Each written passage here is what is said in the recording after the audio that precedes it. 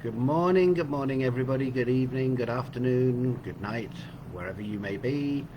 I'm just seeing if this will start. We had some technical problems just a second ago. Yeah, we're in. Hi. Hello everybody. We're in at last. There was a technical glitch where it wouldn't let me do the video, but we've arrived. And just waiting for people to come on. Let me know when you're on. Welcome to a new class. A new start. probably what the little glitch was just then. So here we go, and one person's just come on. I think that may well be April. No, it's Lee. Hi Lee, how are you? Just saying we had a little bit of a blip there when we were starting, but we're in now. So yeah, welcome to a new round. Welcome to Star Magic this time as opposed to Moon Magic. We've moved through 3 on Moon Magic, and now we're going to be having 3 months of Star Magic, and then we will move into Sun Magic to fit the pattern. Just waiting for a few people to arrive. How are you doing, Lee? A few more people are on. Let me know who's here so I can say hello.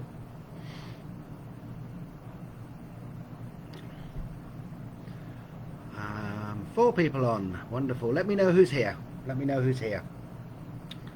You're good? Enjoying the sunny weather in the UK? Good to hear. It's extraordinarily hot most of the time here. Hello Brittany. Hi April. Good. Welcome to a new round, everybody. This is an interesting one. Hello, Belinda. Introduce you to everybody in the group, Belinda. This is Lee. Lee is actually in London most of the time, so he's not far from you. Brittany and April. This is Belinda, who's decided to join our circle and come and join us on the round. Anyway, different people come in at different times, Belinda, because yeah, we run it live, but obviously we leave the whole live video in the group here for people to watch and participate in their own time, because we have some students that can't actually make the class but actually do the class, so that's how it runs. This cycle, everyone, this cycle may be a little bit more demanding, shall we say. Some of the meditations, not today, but some of the meditations are longer. This class is probably longer because I'm going to need to cover the introduction to it all, because obviously it's a completely new material for you guys, whereas the last lot was less so. We're less far away, if you like, from Moon Magic than we are from ancient Egyptian, particularly Star Magic. As we were putting it together, I can't remember where I saw the quote, and I remember talking to April about it as we were putting this together, and it talked about how if we imagine the Romans, particularly in Europe, dominating most of the world, dominating Britain, would have been about 2,000 years ago. So we, how we relate to the Romans in our memory is it's a very, very long time ago. Now, if you were a Roman in those times in Britain or even in Rome, the ancient Egyptians would have been as long ago as the Romans are to us. So it's that far back. So to get that picture, we're going to need to do some kind of explanation of different areas of ancient Egyptian work, and also obviously need to introduce you to Star Magic and the Dreaming Temples as well. So there'll be quite a lot of material in here, so feel free to watch the video more than once for obvious reasons. So let's kind of go straight in. the dream temples and the dreaming mind. The dream temples, or the sleep temples as they were sometimes known. Hi Karen, welcome. Introduce you to Belinda, Karen, a new friend that's joined our group. The dream temples were an integral part of ancient Egyptian spirituality. It was literally a place of healing, and to a certain extent a place of magic. It was a place where some people would travel thousands of miles, hundreds of miles at least, across deserts, etc., in order to get there. It was a place of incubation which had different layers to it, and depending on the work you were doing, you would literally go to the temple in order to do a ritual, in order to sleep in the temple, in order to dream in the temple, in order to connect with the gods and goddesses. By the way, we will use gods and goddesses with the word netta or nettas. Netta is and nettas are the name for god or gods in ancient Egyptian mythology, and so we will use them both. So the dream temples were very integral part of working, of which we will work with massively on this course and probably some of the others. Now, one of the major areas that we're going to be working with is the chakra system. Now, the chakra systems that you and I were more familiar with were the 7 chakras that are really related to Hinduism and Buddhism originally. That people kind of know the 7 major chakras or have some idea of what they are. Now, ancient Egyptian, there's been quite some research into this. A very interesting book which we've put in the book that you've already gotten a connection to it, by Sonia Roy, who worked with the idea of 13 major chakras that were about the ancient Egyptian system. So we wanted to work with the 13 major chakras rather than the 7, because they give you an extra depth and an extra power. So let's kind of go over them. 7 of them are,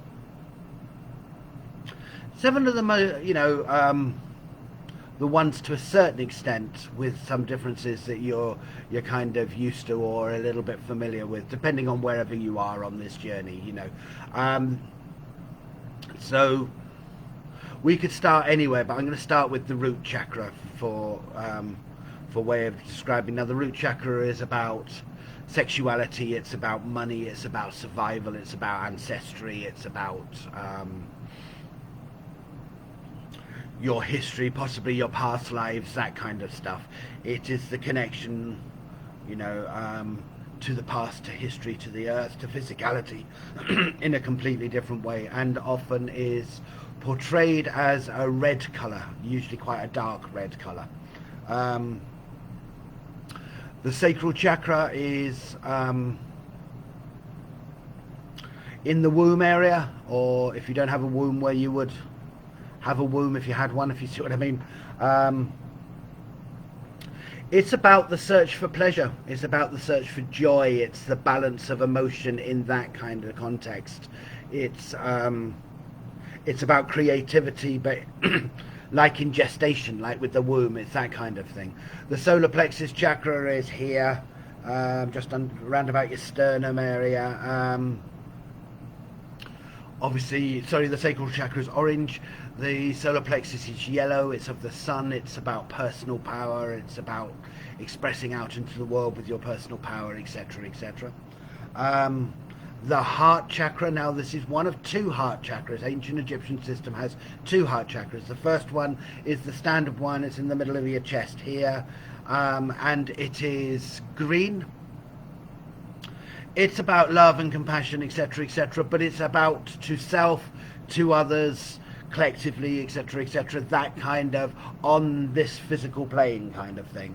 And it's green. The high heart chakra, so up in the middle of the chest here, if you like, is pink, and it's more about universal love for the cosmos, love for all things. It's that kind of chakra. And Then you have the hands chakra. The hands chakra is one chakra for the two hands. Its balance is left and right, negative and positive, male and female, whatever. You know, it's about that balance. It's about the energy that you put out into the world. It's about how you touch reality, if you like, that you create, that kind of stuff. So there's the hands chakra, and its color is purple. And then there's the throat chakra. The throat chakra is about how you communicate your magic, how you communicate yourself, how you speak your reality alive. It is that chakra of power because you say so. It's the chakra of communication in that kind of way. And then here on the chin, around this bit of the nose, around the back of the neck, the jaw, that kind of thing, is the manifestation chakra. And the manifestation chakra is seen as like the silvery moon color. It is literally the energy of manifestation, the manifestation of your reality. Then you have the third eye, and the third eye is it's the psychic, it's the clairvoyant, the mediumship to a certain extent. It is the energy you put out into the universe in order to be able to create. It is that power that goes both in and out. You receive on the third eye chakra, but you also stamp your will, if you like, into reality, into the universe from the third eye chakra. Then you have the crown chakra here, obviously, and the crown chakra is white or violet in this system. It's celestial, it's connection to the universe, etc., etc. And then you have the soul star chakra up here somewhere, and the soul star chakra is the it's kind of your higher self, if you like. It's your potential, it's your power as connected as a spirit being, as part of the whole universe in that kind of way. And then there's your feet chakra. Your feet chakra is obviously the path you walk, whether that be physically the path you walk, or your spiritual path, your journey through life, etc. And it's that deep connection with reality and that way. And the 13th chakra is the grounding chakra. It's about, you know, a number of inches below the ground, if you like, and it's, you know, it's the real balanced spirituality. Is grounded in the earth. And also it's very interesting, you have to pass through the feet chakra to go into the grounding chakra, and it sends it down into the earth in the way that we're using. But also the grounding chakra holds the energy of the earth that's built up until you're ready to release it into your system, which often happens automatically with everyday life and your spirituality, etc. But you can begin to direct it, to build it up, so you've got the energy to work with. And that's how the grounding chakra is there. And as April says, the descriptions are also in the intro of the book if you want to revisit each chakra meaning. Yeah, it has the colors in there as well. And we will be working quite heavily with color magic, because actually we found quite how powerful that is, but we'll talk about that in a little bit. But the colors of the chakras and how you can work it. So the whole idea of healing, this is a kind of self-class, but healing is a very, very interesting concept. It's kind of seen traditionally as using energy to bring the body back into balance, to bring yourself back into balance, etc. From that spiritual point of view, it's, you know, it's about returning the mind and body back to the perfection of the creator, or whoever it is that you work with or feel with. It's about that balance, it's about the vibration of the all, it's that kind of thing, you know. But part of the reason that we chose to explore the ancient Egyptian chakra wheels is absolutely for that. In a traditional sense, the ancient Egyptians had a different idea of progress, whereas we see things either potentially as we have more knowledge, we have more growth as as humanity, as we move forward in time, we grow, we mature, etc. Now you may have a kind of a pessimistic view of that, and actually no, it's not really true, we're not growing, everything's going wrong. But even so, the kind of idea behind it is forwardness. It's about, if you move forward you will grow, etc., etc. Whereas the ancient Egyptians had a very, very different concept. They saw perfection as creation. They saw it as like the further we move away as societies over, you know, hundreds of years, thousands of years, the further we move away from perfection. In actual fact, we devolve in some way, because we're perfect and powerful at the point of creation, but the further we develop, the further we move away. And there's just that kind of one more position as well that comes with that, is that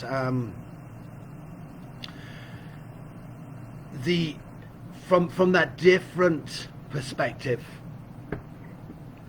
there's the idea of moving away, and moving, by doing that, beginning to evolve your own path, your own spirituality, your own godhood that's actually separate from the original divinity.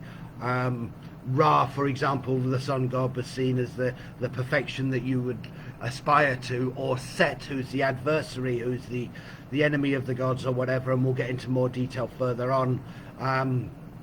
You can see your path that way round as well, because that's about freedom and independence and growing, etc., which is a very, very different concept.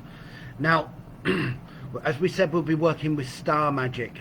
Today we will work with the constellation of Canis Major, but let's talk about star magic a little bit anyway. Star magic's very, very interesting in the sense is that it's an integral part of ancient Egyptian magic, but it was also an integral part of our own ancestors, depending on where we come from, obviously. But particularly Northern Europe worked, and still do, you know, worked with constellations. Now, the constellation, for example, that we're used to is via astrology. We call them, I think we're in Leo now, aren't we? We call them by those kind of names, and some of those names are still the same, but there are a range of constellations that step outside of that as well. Canis Major, Orion, and a number of others that we can work with independently. Now, each constellation has a range of energies and power associated with that you can tap into and work with, and also beyond that. Some of the constellations are actually related to divinity. Now, in all sorts of systems, in paganism and whatever, but also in the ancient Egyptian system. And the constellation we're going to work with today, and I'll go into details in a little bit, is Canis Major. Now, Canis Major also had the star Sirius there. And when you look out at the night sky, the brightest star that you can see in the heavens from Earth is Sirius. And Sirius was considered to be Isis. Isis at her height, Isis at her potential, the goddess of magic, the ancient goddess of many myths that we will be working with, some of them in this course. And there is another star called Sirius B, which is a much smaller star. It's a white dwarf, and it circles Sirius A. And one of the things that I always find fascinating about this is the ancient Egyptians, and indeed other ancient people from that far back, knew about its existence. And yet it wasn't until about the middle of the 1960s that astronomy, that science, was actually able to confirm its existence. Yet 4,000 years ago, although you can't see it, although there's no telescopes, etc., the people already knew about it and its, and its power. And that's often seen as Isis's husband Osiris, who originally was the Lord of Consciousness and then became the Lord of the Underworld, of which we will cover in this course today, actually. But also Osiris has his entries in other weeks as well. Osiris and Isis particularly are some of the most famous and some of the most powerful goddesses, netters, whatever word you want to use, that are there. Now, when you're working with star magic, there's kind of two approaches really that you can take. You can literally take the approach of the physical world. So at the moment, the sun is passing through Leo. We're in the constellation of Leo, if you think about your astrology and whatever. Now, what that actually means is, during the day, if you could see the background, the star background to the sun, if you like. We can't, because the sun is so bright during the day that we can just see light, or grey at least. But if you could see the background of the stars that were over and above at the moment as the world spins, it would be Leo. Okay, that's the constellation during the day. At night, because the Earth turns away from the sun, depending on where you are, obviously what time of day, so it's beginning to probably in South Africa, I should imagine, and not far away, or probably it's summertime in Britain, so it's going to be sun for a number of other hours, yeah. The constellation you'll be able to see is its opposite, like 6 months away, if you like, which is Aquarius. So the stars that you'll see at night are Aquarius. So you have an option, if you're working with the natural world way of working with star magic, of either working with the constellation of Leo at the moment or the constellation of Aquarius, depending on the magic you're doing, or maybe both in order to bring a balance, that kind of thing. The other approach, which is much more of how we're going to work here, is obviously the meditation approach, the connection approach, the visualization approach, the inner work approach, where you can really work with any constellation that suits your choices, suits what it is that you're doing the star magic with. And today we will be working with Canis Major, and I'll explain why, because it fits with a particular myth and the chakras that we're working with. The star constellations, again, in the introduction of the book and actually throughout the books, do have a read to begin to get a feel of it, and feel free to have a good look at the star magic approach. We've put some references in the book to where you may find some information, etc. And it's a very interesting and powerful way of working that you can add to your collection, and also sort of for the different things you're doing. You know, I mean, Lee, the other day we could have quite easily worked with different star magic, for example, for what it was you were asking, but we didn't have time and we didn't have the information available, so we worked in the way that we did. But star magic is something that's always there, that you're connected to, that you've got a fascination with. We've all got a fascination when we look at this, when we look at a clear night and it's full of stars. It's fascinating, it's powerful, and we make shapes out of the stars, and they're called constellations. And you know, we've worked with the imaginary dream mind massively for thousands and thousands of years, relating to the energies of the stars, and that's why we can relate to it now. Very sort of powerful approach to that. Now, the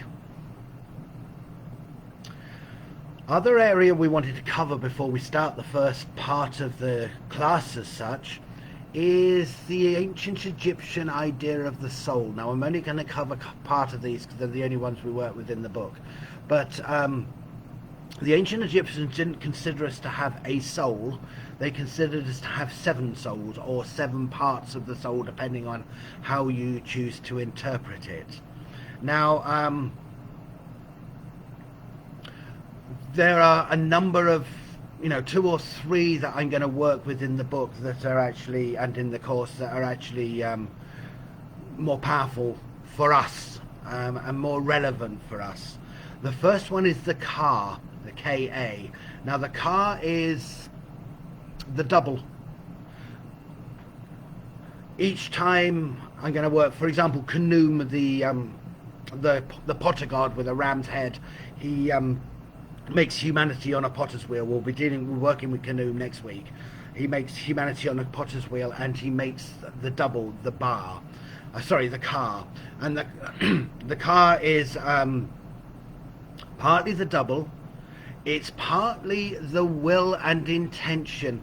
What Khnum does is give you a reason for life. He gives you a journey on your life. He gives you an intention for your life, particular powers, particular innate skills that belong to you. your contribution to life. So I don't know, if you were going to be a carpenter, he would give you abilities to work with wood to be able to create that are natural to you. And you know, like when you're at school, there are some things that are quite natural to you, there are other things that are very unnatural to you, and that would have been seen as how Khnum had built the car. The car is also a little bit like the inner child. The car is, you know, the more immature emotionally, spiritually, if you like, part of the soul, that when you die or when you sleep or when you're in deep meditation and journeying or whatever, the car is the part of the soul that stays with the body. Okay? And then there's the Ba, B-A. The Ba is the mobile part of the soul. It's the one that goes to the other worlds. It's the one that goes to the underworld at death.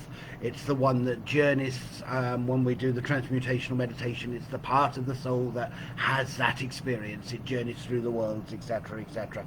And usually, no, although not 100%, because it is a shapeshifter, usually it will be seen as a great bird, like a bird of prey, like an eagle or a kestrel or something like that. But instead of the bird face, it will have your face on it, and it's got your characteristics and your personality, and it goes to the different parts of the other worlds, and that's the Ba.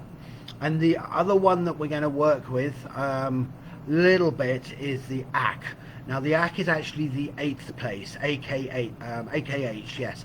The Ak is actually the 8th place. It's not one of the 7 parts of the soul in the same way, because it doesn't exist as yet. The Ak is the godlike potential that you seek to reach on your journey, your spiritual journey. And when you become the Ak, usually after death, it's about the power that you take on, the godlike power, that you become like a god with those abilities, etc., after going through the journey of lives in order to get there. And that's kind of known as the Ak in ancient Egyptian.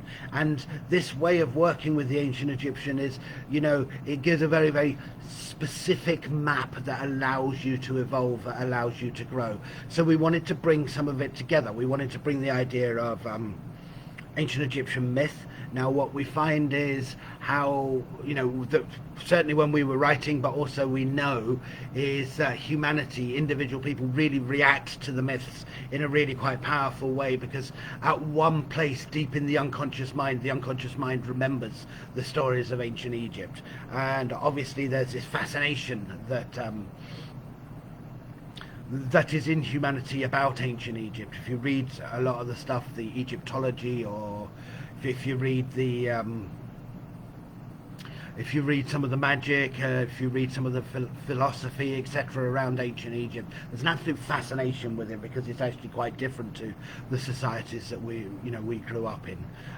So there's that whole sense of real memory buried deep in our unconscious that triggers all sorts of healing, triggers all sorts of magic. We wanted to bring it in with star magic because we wanted to align it to our mission, and obviously we have the group, the magic of the sun, moon and stars, so we wanted to actually build courses around those 3 natural approaches to earth magic, if you like, to natural magic, for a better way of putting it, you know. And star magic is always accessible for all of us, it's always powerful, and we wanted to work with the chakras, but we wanted to work in a much more individual way, in a much more independent way, than bring out another course on the 7 chakras about, you know, all of the stuff that's out there, and some of it's very good and some of it's just trite, to be honest, you know. So we wanted to bring in a new approach and give you something new with this, and the 13 chakra system actually really helped us to do that. So this is pretty much where we are. Now, in terms of the other parts of the soul, we've mentioned them in the introduction of the book. Do have a read, but not really going to work in that kind of way. A little bit like we've done before in the transmutational meditations, with a little bit of introduction to evocation and ritual, but it will just be a little bit in this particular course. The next one will extend it a little bit further, and the one after that will extend it a bit further as well. But from an ancient Egyptian point of view, and it's extraordinarily powerful to work with. It works with, rather than necessarily having the 4 elements, although some of the more advanced stuff does do that with the 4 directions, it works with the 3 direction. It works with, for example, facing the north, the top of the triangle, you've got the southeast and the southwest, and you stand in the middle of the triangle of evocation in order to connect with energy, and it works in those kind of ways. And we'll, as we'll say, over the 3 months, we'll introduce you to a whole way of working with that to build up your own practice. Karen, you've got a question. Could a deceased one's bar be able to contact you? Obviously their face coming to see you as on a bird of prey. Absolutely, Karen, that was part of the thinking, that was part of the concept. And also the car, some of those old ancient Egyptian statues, those huge ones that, you know, guard a pyramid or something on those lines, were considered to have the car inside the statue, and it would allow the statue to psychically communicate with whoever was able to hear it, you know, as they came to the tomb, because the car never dies, and nor does the bar. The bar's a bit more complicated, but the car never really dies. So yes, absolutely they could, and that's certainly one of the ways of working. You know, you can send your bar out to communicate with somebody if you get into a meditation place and you journey it. So yeah. Okay, so this week we'll work with the chakra wheels, and as you probably saw on the course, the resurrection of Osiris, which is a very, very ancient story that I'm sure your unconscious mind knows, and you'll probably know a little bit. There's a very interesting turnover place with this goddess. Osiris was the god of living consciousness. He was considered to be the first pharaoh. He brought, you know, ancient king of Egypt. He brought consciousness to the Egyptian people, as in, before that they would have been considered to be in a much more animalistic like way of being, not really conscious of their surroundings, of their goals, of their moving forward, just much more working on instinct and survival, etc. And Osiris is credited with bringing the consciousness, but during the story, his story, his life story, and we'll work with it a little bit, he became the lord of the underworld, which is known as the Duat in ancient Egyptian spirituality. So we'll be working with the healing of Osiris as part of the higher part of you within your body, via the healing magic of his wife's sister, Isis, and the Sirius star working through the 13 ancient Egyptian chakra wheels. Next week we'll be looking at seed sounds, healing, power and balance, the god Khnum we've mentioned with the ram's head that makes things on the potter's wheel, and, you know, healing and balancing your chakras and empowering your chakras. And we'll give you a very interesting powerful meditation that you can do on your own as well, to kind of really activate your powerful chakras and work in those kind of ways. In week 3, it's a very interesting week 3, in that it works with chakras and color magic, and it works with the idea of positive chakras, as in the chakras we're already working with up until that point, and the idea of inverse chakras, their opposite, the connection, and by switching colors between them you can empower both to get a balance, to get a higher potential of working. And we'll be working with the son of Osiris and Isis, Horus the sun god, and Set, his uncle, and his adversary, if you like, the balance, if you like, and the constellation of Gemini for star magic, and again the dream temple and how to transform that over. And then week 4 will the culmination to this particular round of this course, the first one in star magic. We'll be working with aligning the chakras by working with the ancient myth of the solar bark of Ra, going through the Duat at night, passing through 12 gates, and the sun being reborn in the morning, and how that whole journey of transformation and rebirth actually empowers our own spirituality. And we'll be working with that via the chakras, via the star magic of Pleiades, etc. So that's kind of where we're going to be over the 4 weeks. But again, there's more details in there. that you can particularly work with.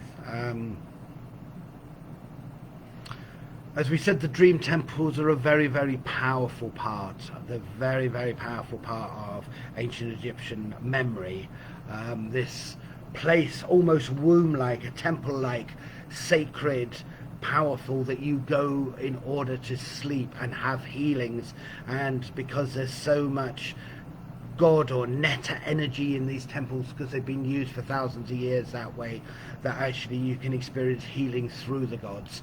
It's a very sort of deep way of working, and we'll be working with the dreaming temples from that perspective. It's a sacred place, if you like, from our perspective in modern times, of activating your dreaming mind. It's the place of spirit revelation and experiencing nature, the nature of magical creation. And inside the temple, we can use the divinity of the Ennead, which in the Ennead was the heavens, if you like, in ancient Egyptian ideas, the knowledge, the higher mind, or even the divinity of the Duat, the underworld, the unconscious and the primal mind, and we bring them together for balance and power, and see it as a metaphor of healing the fractured mind, to bring us back into power, that kind of thing. Now, there are some gods and goddesses that we work with. Isis, Osiris and Set.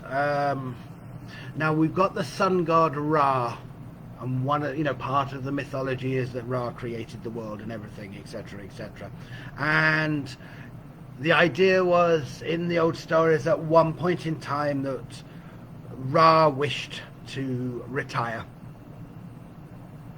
and chose his great-grandson, yes, Osiris, to assume the role, to take over the mantle of the netta that ruled reality. And Osiris accepted the gift, and he chose to become the first pharaoh of Egypt, and he introduced consciousness, if you like. His whole the story is about civilizing the ancient Egyptians, but it was about bringing into consciousness. It was about becoming conscious of your path, becoming conscious of who you are, starting that whole journey of humanity into consciousness. It's one of those myths that remind you of other traditions and pantheons. The story-like descriptions is, the way that we describe in story of moving from a state of unconsciousness, natural, intuitive way of living, a bit like animals do, into a conscious spiritual journey, conscious state of being, knowing who you are. For example, let's take the Garden of Eden story.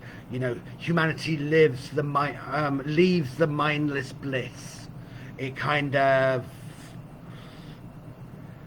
moves away from the unconscious, the instinct, and starts a long and very arduous journey towards its own godhood. And the only way that it can do that is to leave the Garden of Eden. And the adversarial god in this particular sense, the snake and the tree, etc., is pushing humanity to take steps so it no longer stays in the mindless bliss and can start to move with self-actualization. And this is the role that the adversary in ancient Egyptian played, Set.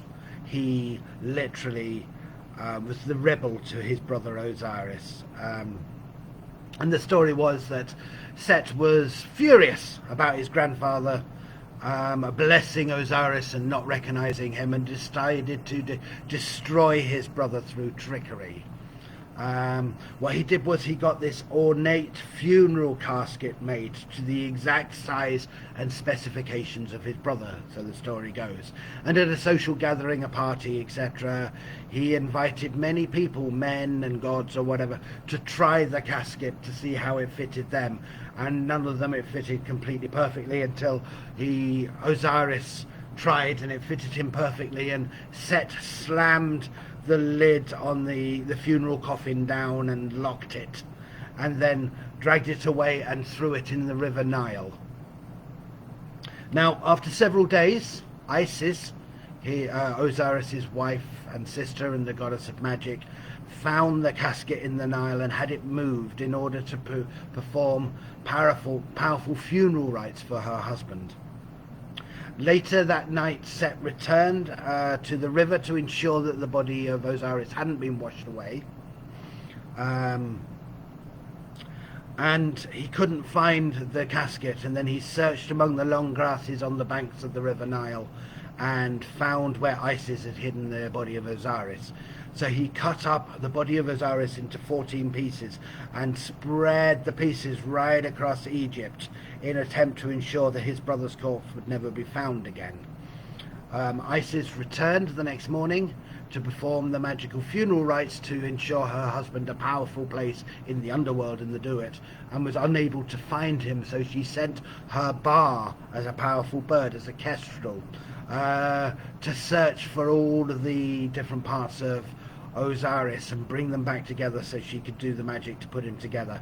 She found all of the parts of Osiris as her Ba, except the phallus, the penis, of which she made from powerful star magic, golden star magic. So her husband had a penis, and that meant she could bring him back for just one day. And during that day, she got pregnant with Horus, their son, and then Osiris moved into the underworld to become Lord of the Underworld, the Duat. And the story represents a shift in focus in ancient Egypt, in their spirituality and their magic, because before that had been about balance, justice and truth, and the goddess Ma'at who held the balance, and it moved from holding the balance to mastering your own darkness, your own unconscious mind, your own deep places, through the story of Osiris, in order to come to power. It's an evolution of the focus of spirituality in its growth. Now there are other stories, other gods and goddesses we're going to play with today in the meditation, so we'll quickly cover them. Anubis is a jackal-headed god, and as I say, everything's in the book as well, so don't worry about it.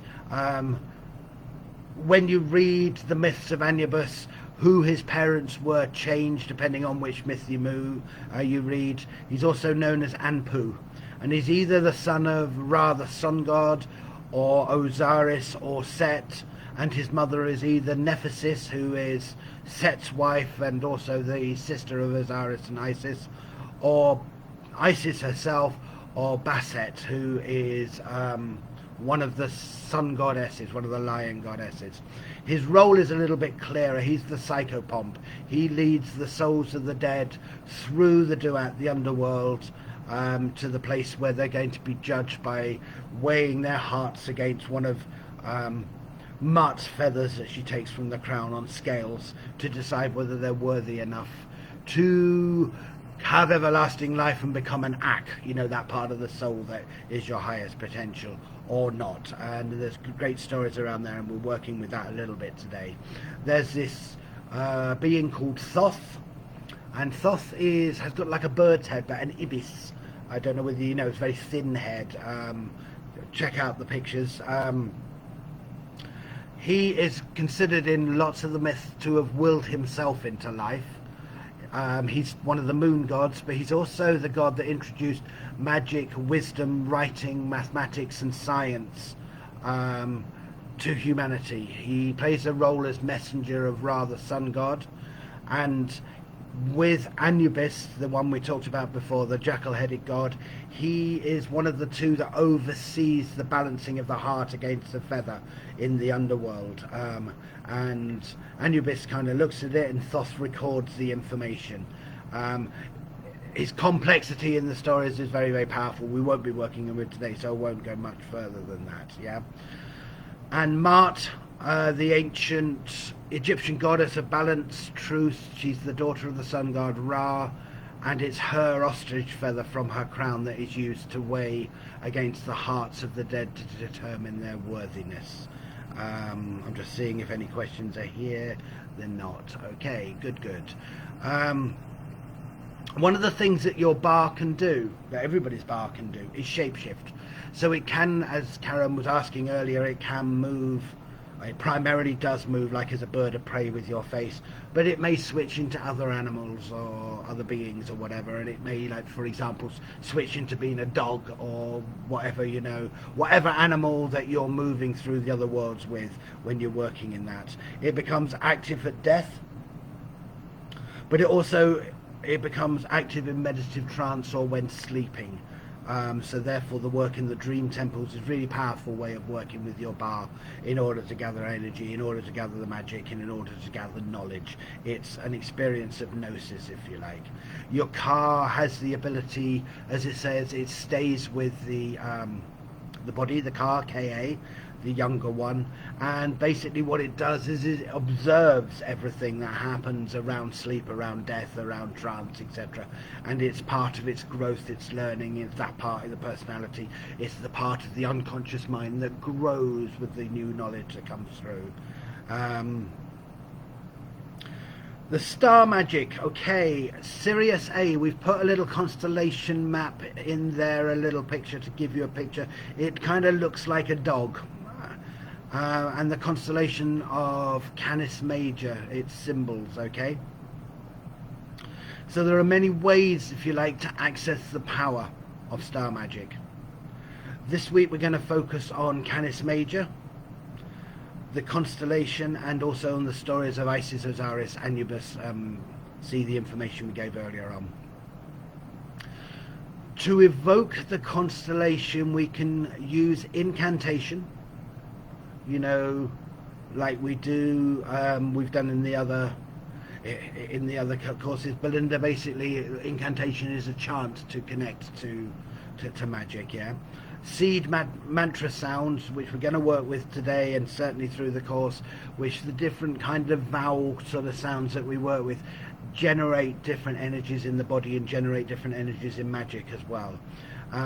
To visualizing the color of it is kind of a bluish white, and the Sirius star itself, as I say, that is known to connect it to Isis and be Isis, and this is done by visualization, imagination, incantation, connection to that kind of thing. As we said, I'm going to skip through this. The ancient Egyptians had very, very rich symbology, really, around this, and star magic was very, very much part of the way they worked. Now, the thing about Sirius is that Sirius would appear at the summer solstice in the skies. It's the middle of June, and it was considered that when Sirius appeared, the river Nile would flood, and would the flooding would bring moisture and nutrients, etc., to the surrounding land, which was desert-like. You know, it was considered to be the part of the adversary Set's place. He was the lord of the desert, and it would bring vegetation through the sand and through the salt, and it made what they call silt, like a black sort of clayish kind of thing, you know, that covered the land around, and it would bring life to the land, it would bring vegetation to the land, etc. It's a very, very important time, and a lot of stories around this, and different gods and goddesses. Khnum, the ram-headed one, which we'll work with next week, used the silt to make clay, to make humans, etc., etc. And so we found this to be a very, very useful way of working. The thing with star magic, like moon magic or whatever, there's different constellations with different energies and powers, and you can choose which one suits your desire the most if you're working with magic. You know, so the elements of star magic is, you know, the car, your childlike part of the soul, witnessing it and having the evolution through the dreaming mind, etc. Sound vibration, by using these energies, by chanting the incantations, it allows you to heal in your chakras and empower your chakras, etc., and bring balance. Color magic, which we'll work with extensively throughout this course, of actually working with the vibrations of color to bring you into balance. Visualization and the imagination gateway, that's very, very much this sort of the whole drive that I've been trying to show you around activating your spirituality, your magic, etc., is allowing what you imagine to be true, to empower it, and by also using ancient stories and myths to trigger your unconscious mind, that opens the collective consciousness where the magic is and lets it flow through. So color magic is very, very much part of that, and so is, you know, visualization. Yeah, whatever your magical intention is. So say in this class, for example, it was to empower and balance your chakras as you work through that. Focus on exactly what you're choosing and not what's frustrating or hurting you. So don't focus on what you don't want, focus on what you do choose. Using belief as a very, very powerful tool that actually, when you're working with any kind of magic, when you're working with any kind of healing or spiritual development, you absolutely 100% at that moment in time believe that it is all true. It's not about having to have a belief forever. It's about using a belief as a tool and focusing it in order to create something new. Now, obviously, something that in a physical sense that I can't do in this kind of class is around touch. I can't physically touch you, but I can touch you, if you like, in my energy, etc. So it can't be, when you're working one-to-one with somebody, it can't be underestimated how powerful touch is when you mix it with the rest of it, the rest of the work that we're doing. So actually touching the body if you're healing somebody else in the different ways we approach it. Empathy, you know, allowing yourself to feel empathy either for yourself and what you're doing, or for your own self-healing, or for your client if you're healing somebody else. It aligns you with the power in order to be able to do that. Connection, obviously a very, very important part of all the work we do. Grounding and centering yourself and your client at the fire at the core of the earth. The connection with the star magic in this case is going to be Canis Major. Working with different ways of connecting, like sometimes we'll do a little bit of this throughout the course. Create the figure of 8 between parts of some of your chakras and the chakras of your client in order to be able to really connect with them using light and imagination. We'll go into that further later on. And grounding. Obviously, it's the key to staying balanced. After you've done the work, ground that work so it actually can come into the universal energy centers and give you and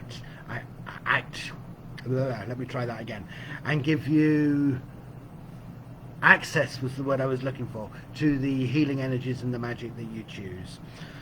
Part of the work also is soul rescue work. The idea that at certain points in life we lose parts of the soul as it gets cut off, and the soul rescue work is going out into the other worlds and getting those parts of souls and bringing them back. And quite often in this kind of work we work with the bar self and send it out to do that. And obviously the psychic and clairvoyant work we've begun to cover already, because obviously having some kind of sight and sense of what you're doing adds to another level, of which is why we're working in this way.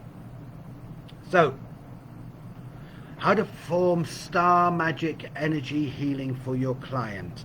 Now, I don't want to go through this in detail in the course because of time, but what I want to get you to look at is read this section, okay, in the book, because we've spelt it out how to do this in detail, of how to work with the different chakras if you're working with the client for healing in this kind of way.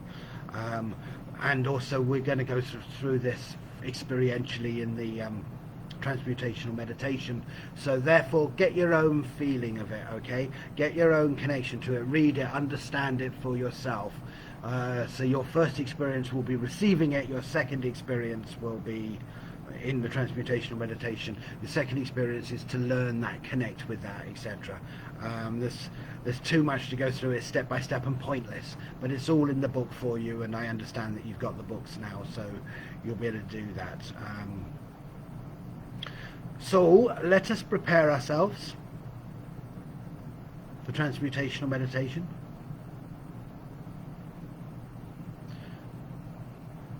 Create yourself an intention. Something like,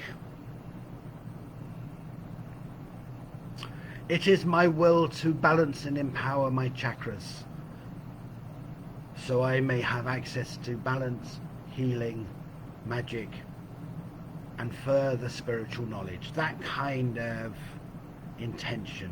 Now, normally I would say to you outside of the class, allow yourself to write the intention first. Get it really clear in the same ways that we've talked about in other classes. You know, get really clear on your wording. You know, you're not wanting anything, you're not needing anything, you're not hoping for things. What you're doing is you're choosing them. You're saying you are them. You're saying you can do them. It's powerful verbs that says that you already have that ability. It's present tense work. It's not in the future. Don't word it future. Future's second, but present tense is even more powerful. And it's about choosing what it is and where it is you're going. It's not an expression of your frustration. It's not, I want to get away from so-and-so, blah, blah, blah. It's, where is it you're choosing to go? Who is it you're choosing to be? It's that kind of thing. So write your intention. As I say, not now. Now, this meditation, this transmutational meditation, is one of the shorter ones in this course. To get used to that, the meditations may be a bit longer, and they're also done in a different way to bring you different skills and varieties. So prepare yourself for meditation. Normally when you're listening through for this, and we have this one meditation already recorded for you guys, try and keep up with what you're asking on its own. So we'll put this meditation into the group today, so you'll have access to just the meditation today, so you don't have to go through all the classes, all the class to get to the meditation. So get yourself comfortable and prepare yourself for transmutational meditation. Let's think about the chakras, because I know there's something you'd like to master. Yes, that's right. Sooner or later, because it's why you're here, to be able to drift off into deep meditation and access the power of your unconscious mind to activate and balance your chakras. That's right. Relaxing, isn't it? You're in the right time and the right place, and you know there's nothing you need to do but breathe. Star magic will do the rest. Yes, that's right. And maybe you remember a time in the past, a very long time ago, when sleeping was such an easy thing to do. And maybe you remember a time in the past, a very long time ago, when sleeping was such a healing thing to do. And maybe you remember a time in the past, a very long time ago, when you would enter the healing temples of ancient Egypt to empower and balance your chakra wheels and master your mind, body and soul with the gods. Isn't that so? It would be so easy to return there now. In fact, you wouldn't really need to think about how to get there at all, because if you've ever really been there before, or perhaps even if you can imagine being there in an ancient Egyptian dream temple, you'll just know how to access that memory as easily as closing your eyes, as easily as allowing your slow, gentle breath to relax your body. That's right, isn't it? And as you imagine yourself so deeply relaxed, and in your mind you can see your eyes closed and your eyelashes still upon your face, your gentle breath, light and soft, like a whisper in the stillness of the dream temple. Because as you remember, as you drift back there, as you breathe gently in and out, in and out, in and out. That's right. You know how to get there easily, peacefully, purposefully, like your soul's on a mission for power and wholeness. Your breath is just rising and falling,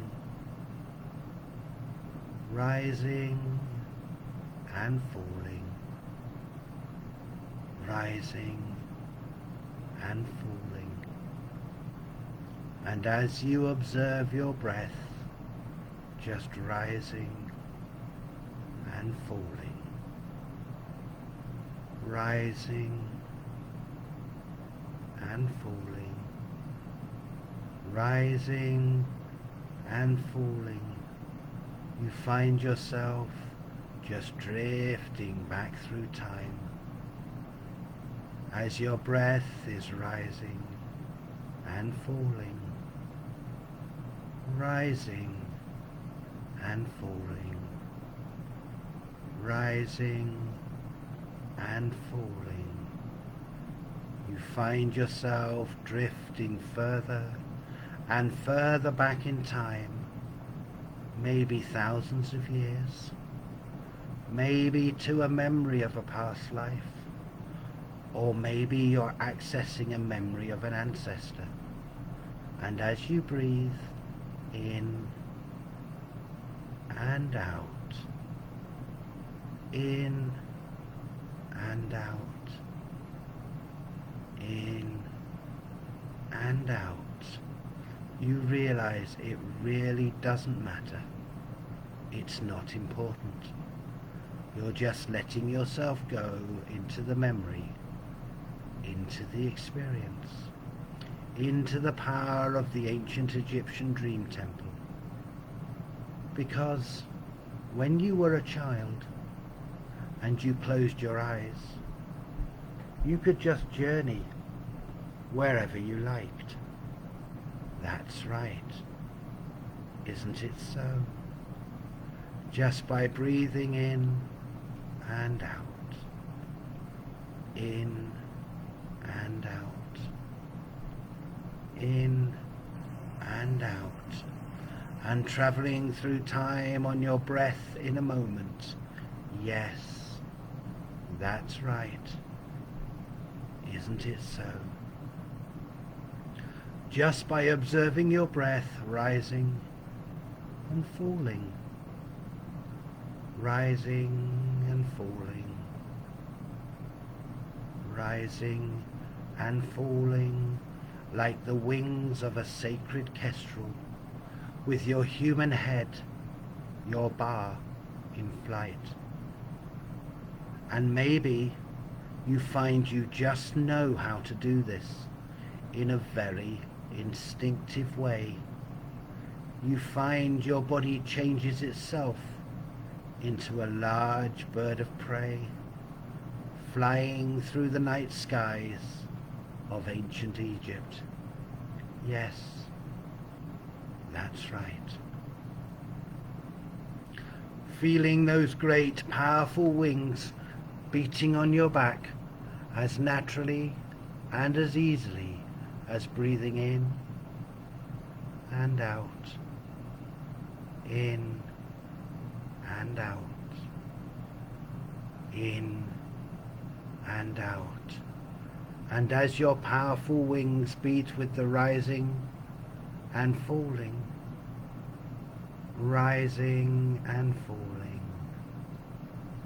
rising and falling of your breath, you look up and see the brightest star in the sky beaming down on you, as if the star Sirius is smiling at you, as if Isis, the great goddess of magic, is empowering you. Heka, Heka, Heka, I call on the magic of Egypt. Heka, Heka, Heka, I call on the medicine of Egypt. Heka, Heka, Heka, I call on the magic of Egypt. Heka, Heka, Heka, I call on the medicine of Egypt. Heka, Heka, Heka, I call on the magic of Egypt. Heka, Heka, Heka, I call on the medicine of Egypt. And as you look down from your graceful flight over your ancient home, you see the river Nile flooding its banks and irrigating the desert of Set. Feel the healing magic of the greenery balance and transform the barren, red, passionate magic of the desert as you prepare your mind for transmutation. The transmutation of storytelling and ancient Egyptian symbols as you breathe in and out. In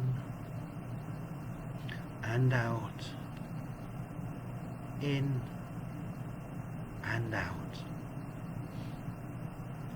And as your breath is rising and falling, rising and falling, rising and falling, like the giant bird with your human face, your character and personality that is you, your bar swoops down into the dream temple on the banks of the Nile, oh so long ago. Feeling those great powerful wings beating on your back as naturally and as easily as breathing in and out, in and out, in and out. You swoop down into the dream temple. You might remember that you left your body lying there sleeping on a comfortable reed mat, your head relaxed on a comfortable, luscious pillow, your lungs breathing in and out, in and out, in and out.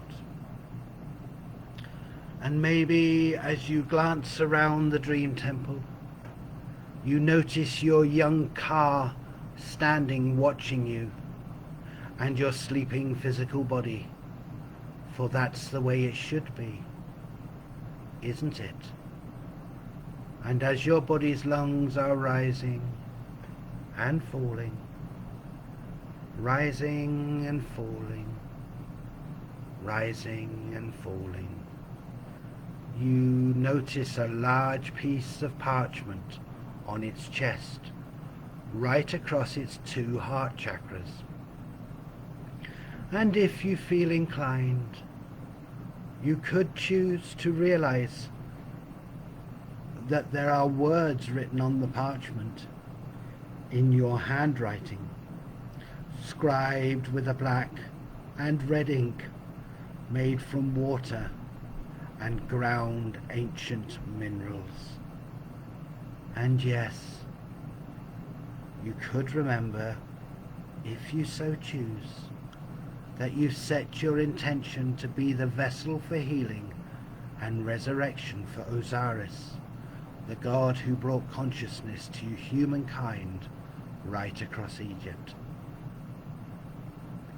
And maybe, as you watch your body's breathing, rising and falling, rising and falling, rising and falling. You feel a pride about the deep transformational work of healing you're doing for yourself and all of the world. And maybe as you feel this pride, you feel inclined to look around this beautiful limestone dream temple, decorated with maps of different star constellations. And as your eyes fall on the image of Canis Major, with its blue and whitish major star Sirius, perhaps you begin to feel entranced, enchanted by its power. That's right, isn't it? You may remember feeling this energy and power from a time before, or perhaps you don't. It's not important, because what's important is that there's a part of you that knows that the key to your soul's evolution lies within the star magic of Canis Major and its brightest star Sirius, the Ak of the goddess Isis, sister and wife to Osiris. And possibly you feel the urge to fulfill your destiny as you open your own heart chakra wheels and call out in the magic of command, I call to you, great star power of Canis Major, Isis, Hathor and Anubis. And as you're evoking, you may just notice that you're visualizing the constellation of Canis Major, its star configuration, which reminds you of a dog who follows the constellation of Orion across the night skies. So you continue, perhaps, with your evocation. I call to you, great power of loyalty and the sorcery of initiation and soul healing. And perhaps, as you're evoking, you begin to feel this great desire to rise to the constellation of Canis Major, stimulate its power and healing to descend with you into this dreaming temple. Whether you're feeling that or not is not always important, because you know that as the bar, you're about to rise to the heavens and evoke the star magic of Isis. That's right, isn't it? And as your body's breathing is rising and falling, rising and falling, rising and falling, and your great wings begin to beat in harmony with your body's natural rhythms, a great seed mantra sound rises from within the center of yourself as Ba, ringing out the magic of your sorceress self. Ah!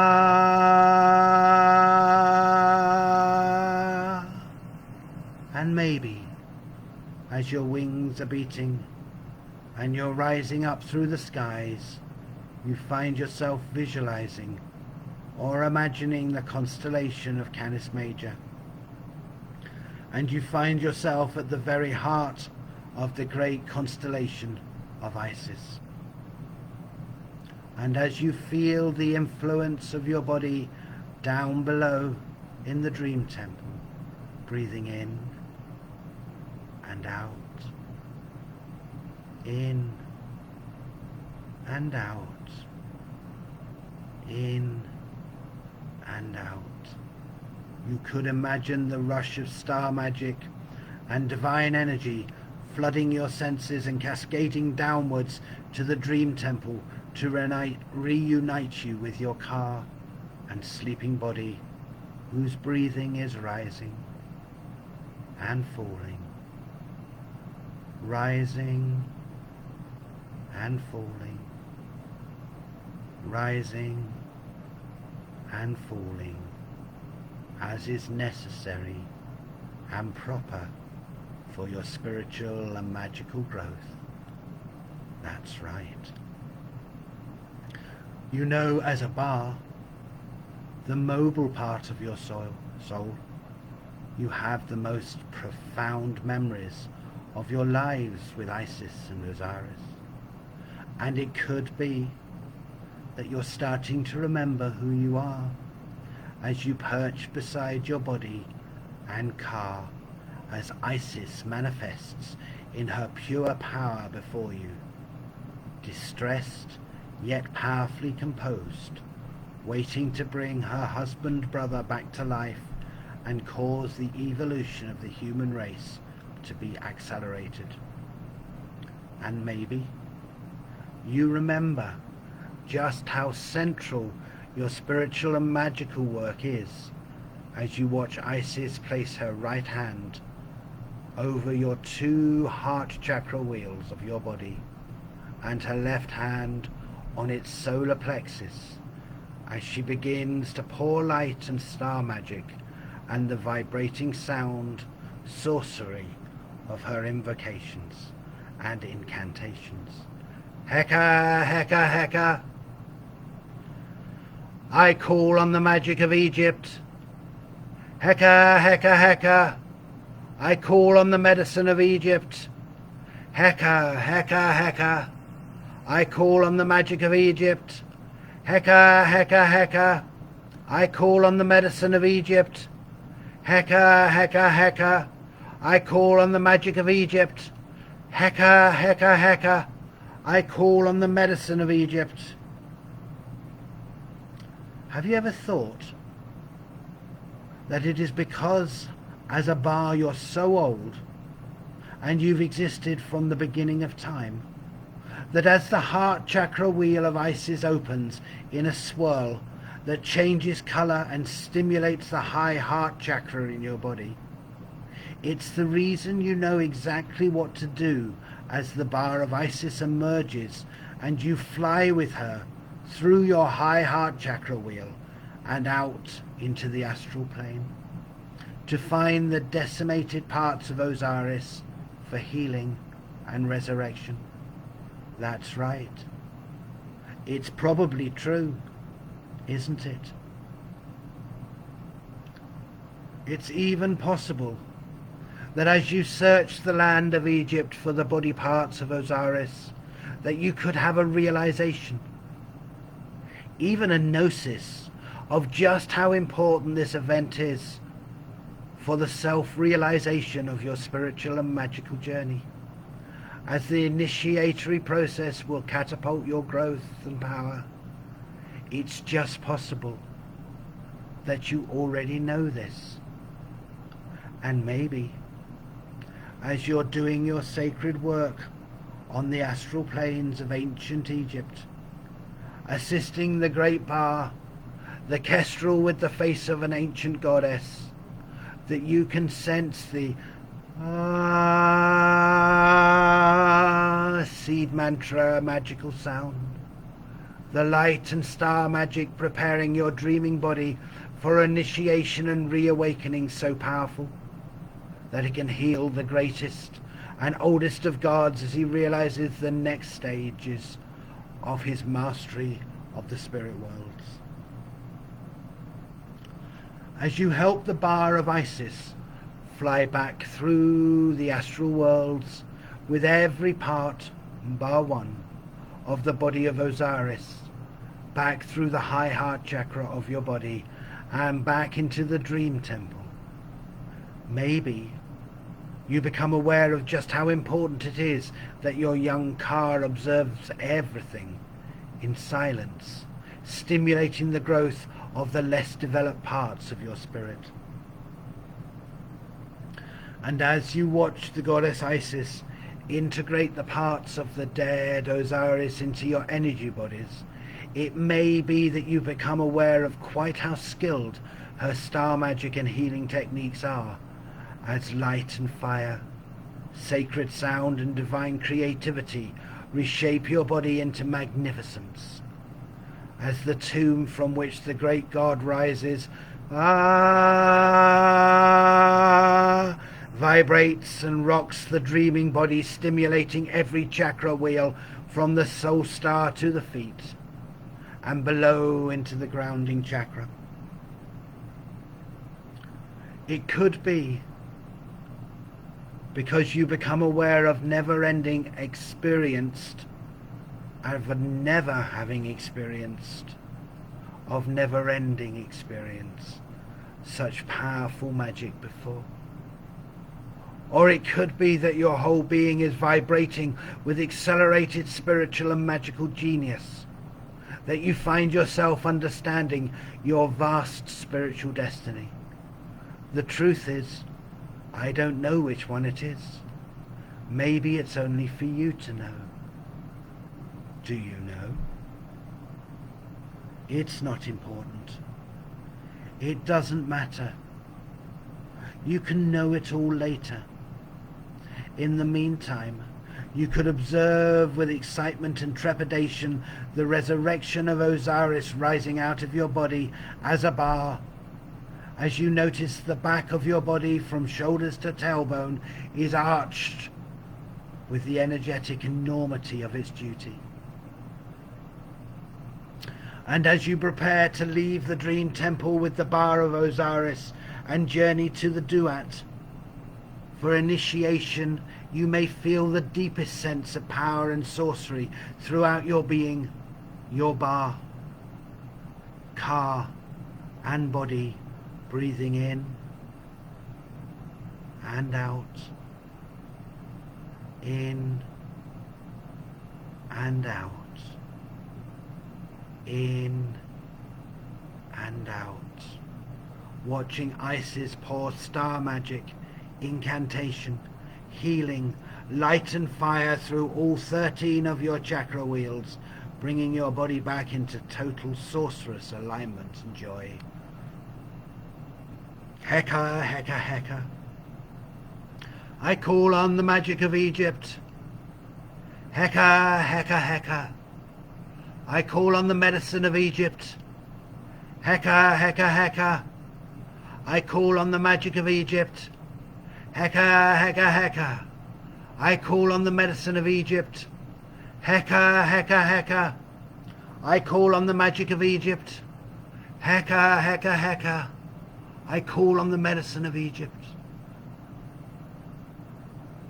Knowing that Isis is empowering your body and your car with her star healing magic, stimulating every cell, hormone and DNA structure to its highest of potentials, as your bar flies with the bar of Osiris down through your grounding chakra of your body and out into the underworlds.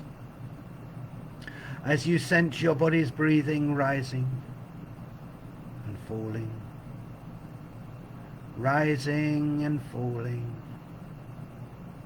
rising and falling to the powerful wings beating the air of the underworld skies. And maybe, just maybe in this moment, you realize that Isis has become pregnant with Horus, the son of Osiris, and you can conceive that the great plan is fulfilled. The blood of Isis and Osiris will ascend to become lord of the Ennead and earth. Horus, the sun god,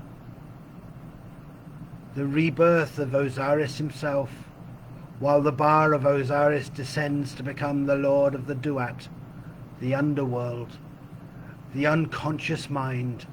You've witnessed a whole map to your own godhood in your dreaming mind as your body breathes in and out, in and out, in and out, as your great wings beat the air of the underworld on your journey to the Duat.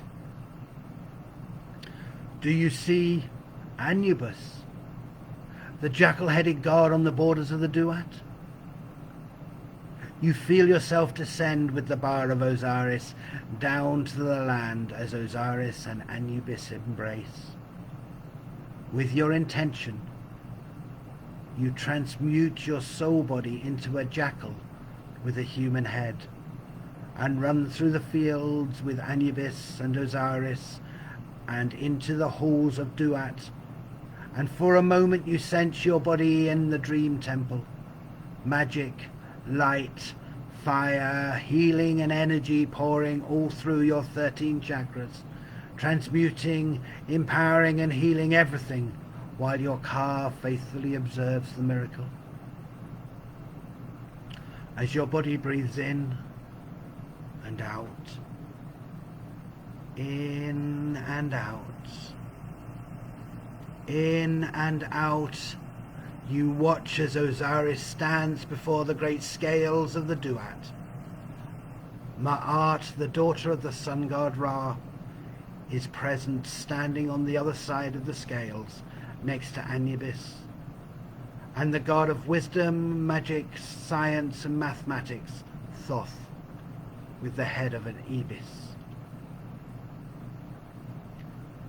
Ma'at pulls a great ostrich feather from her crown and places it on one side of the scales, and Anubis reaches inside of the chest of the bar of Osiris and wrenches his heart from his body, placing it on the other side of the scales, as Thoth is busily recording the measurements on a scroll. All the gods, monsters and demons in this place fall silent with anticipation, and in the silence you can sense the rising and falling, rising and falling, rising and falling of your body's breath. You watch as the scales begin to tip. The side of the feather is heavier. Osiris is fit to become the lord of the underworld, and all present kneel before him save Ma'at alone, who lifts the crown from her head and places it on the head of Osiris, lord of the Duat. And maybe you realize the transformation is complete, and maybe you don't. It doesn't matter, for your bar knows the truth. The soul of Osiris in all of its forms is master of all of the Ennead, the earth and the Duat.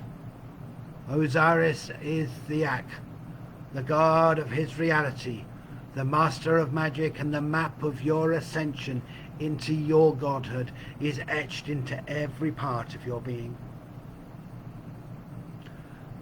Yes, there's something more for you to do. As you rise in flight, transformed as a great bird again, whose wings beat powerfully to the rhythm of your body's breathing, the rising and falling, rising and falling, rising and falling of your breath propels your flight back through the underworld. Your body begins to sense the end of the initiatory healing as your consciousness begins to stir. 10, 9, 8. Your car re-enters your body's energy field, charged and empowered forever. 7, 6, 5. Isis balances all of your 13 chakras with her star magic light, sound,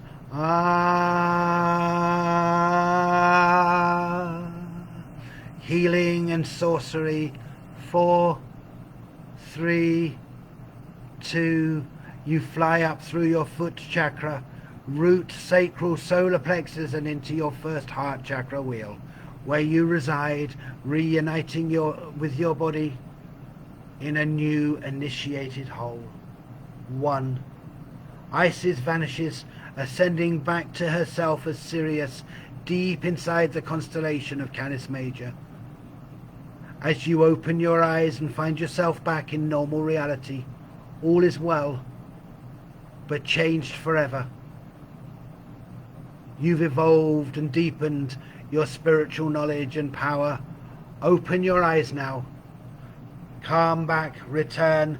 Heka, Heka, Heka. I call on the magic of Egypt. Heka, Heka, Heka. I call on the medicine of Egypt. Welcome back, everyone. Welcome back. Let me know when you're back. Come back now. Come back now. Welcome back.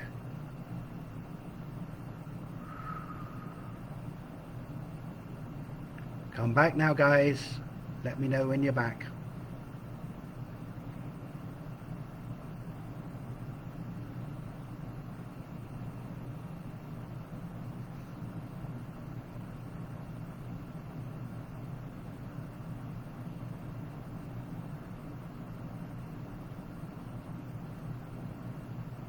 Yo, welcome back, Brittany. Just waiting for everybody to come back. Make sure everybody's back safely.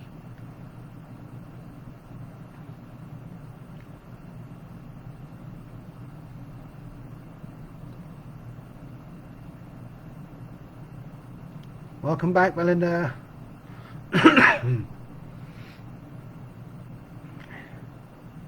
Waiting for Karen and Lee and April. I don't know which one isn't here. We're on 3, so obviously people are in and out with the energy here. Okay, guys, so ends the end of week 1. Have a look in the book we sent you at the healing ritual there. Very profound. I think my car and bar are still running around. Blessings. Hi, April. Have a look, guys, at the healing and see if you can develop from there your own, and leave me any questions once you've read it all. Rather than go through it, you wouldn't have been able to remember it all anyway, so have a look. And also, I'll put the meditation just as the meditation video, because we're a step ahead, everybody now, notice, into the group in a few minutes after you've gone, so you can go straight to the meditation to work it as your practice for this week. Any questions before we let it go? Is everybody okay?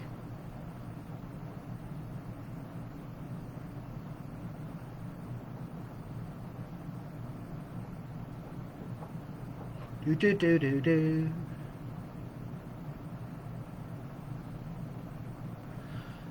Okay, lovely people, have a great week. Any questions that come out of this, feel free to leave them in the inner sanctum. It's only us there. As I say, I'll put the meditation in within the next hour, and I would go through the healing process, learn the healing process, and do the transmutational meditation this week and empower it up. You're very welcome, Brittany. Lovely to connect with you again. And see you all at different times during the week, no doubt. On Sunday we're doing the Ask Spirit again on the page, so probably catch up with some of you there. Have a great week. Speak to you soon. Take care.